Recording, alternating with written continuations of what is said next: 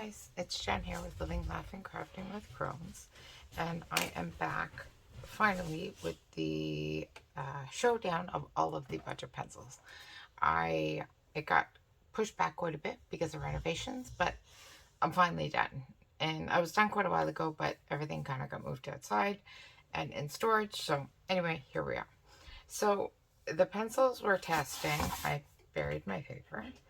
This started as a Crayola test, which was my original idea, and I was only going to test the different Crayola pencils, the adult, the student, and these ones here, the professionals. And then I decided, well, hell, let's test them against all of my budget pencils and see how they do. So this is the page that I colored. Each one is colored with a different brand of pencil. So we'll just go through them. I guess I'll go through them once we get to the actual pencils they were done with. So we'll start with this first one here. This one is, I really hope you can see all this. This is OG Corolla, the original Corolla Crayola pencils, which are these here. I just have them in a bucket. I also this Castle Arts case is also full of Crayola pencils. I have my Castle Arts in a different case. These here, I don't have my Amazon pencils out right because they're packed away. These were done with the Amazon brand pencils. They're packed away in a case, so I can't show you those. Although I could show you, hang on, give me 1 second. Okay, we're back. Sorry. I'm silly. I do have the cases. They're just empty. I empty my cases. These are the Amazon pencils, the premium colored pencils. I got the 72 set. I actually really like them. I don't think there's anything wrong with these pencils. They are super, super thick, and I really enjoy them. I really do. I wish they came out with a bigger set. This is the Brute Furniture case. I did use those as well. These are also put into a zip package because the case bites. And this is the Art&Fly case of 72. They say oil-based. They're not. They're a wax-based pencil.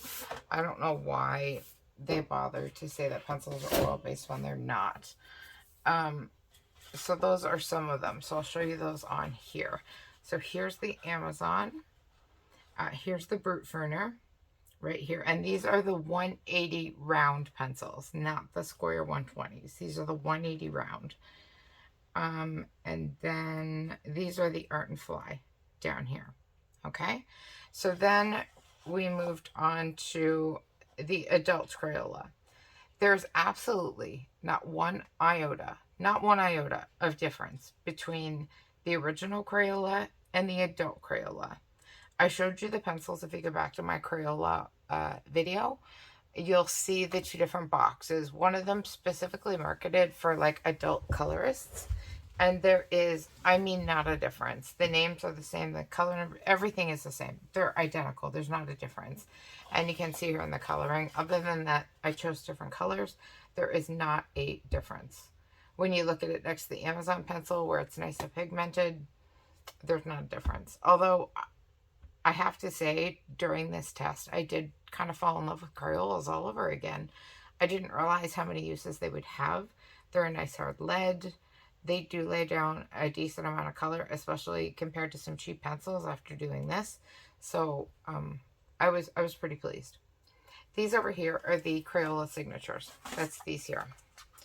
I have the tin taped because, like I said, we weren't moving, but we were renovating, and everything got moved, and I didn't want things getting lost, and this case kept popping open. So this is the premium set from Crayola. I think it comes in a 24 set as well. I think I just got the 12. So the issue I had here, I only used these pencils once to color this cupcake. And look how short some of them are.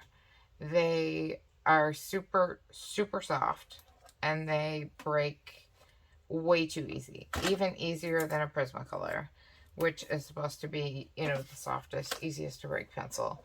So, not that they're bad pencils, I just was not impressed with the quality. They break way too easy, and just not for my liking.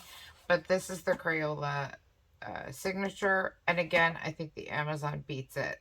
So far, the Amazon is definitely on top for a budget pencil. Now, we'll move to these two right here. This one and this one. I didn't write out the full name for both. This one I just wrote Chong. It's a Chinese pencil.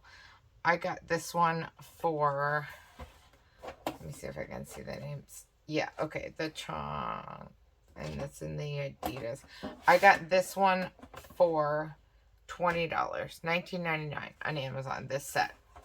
It was in a box, and I would not leave it in a box, obviously.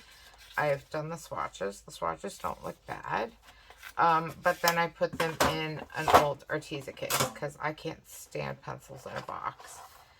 These weren't bad. They looked nice. The construction looked okay. The swatches looked okay. And the coloring was fine. So the Chong pencils for these were these were $19.99. And they were not a bad deal at all. These, on the other hand, I put pen sing on these. And these came in this black tin. Like this, with like a sleeve over them. And I did the swatches. As you can see, they don't look too bad, but they are a bit pale. Here was a couple of my hugest pet peeves. Look at these pencils. I really hope, I'm going to stand up to make sure you guys can see this. There. It just says color, pencil, number, and you write it in yourself. They are definitely just like a white market pencil for any brand to buy and use. Which I would not mind whatsoever if they were a decent pencil. They're not. Look at this. This is just as many layers as all of the rest. And it is awful. It's awful. Like, the color payout's not there. It's dull. It started lifting paper in places. No good. Absolutely no good. They need to go to, like, a kindergarten or something. They're not good for coloring. So, let's move on here to the studio pencils. These, if you saw my other video, I got these at the dollar store, believe it or not. I don't think I've ever seen pencil crayons at the dollar store. These were $4 a tin. There's 18 in a tin in a color family. So I bought all 4 tins that I could find.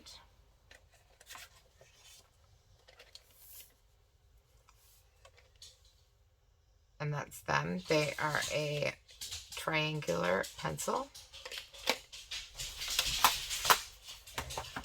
And this here is the outcome. They weren't too bad. They were pretty mediocre for a pencil. They definitely weren't my favorite. I wouldn't reach for them all the time, but they were mediocre. And they would do, definitely in a pinch. Sorry, my dog's walking behind me. Definitely in a pinch for $4 a tin, they would do. Next, we will move on, because I don't have them with me, are the Brute Furners. These are great pencils. I have a couple out here. I'm doing a coloring with them right now. So these are the Brute Furners I'm currently using. Let me stand up and show you. These are the 180 round, remember? I don't know if you can see the labeling or not.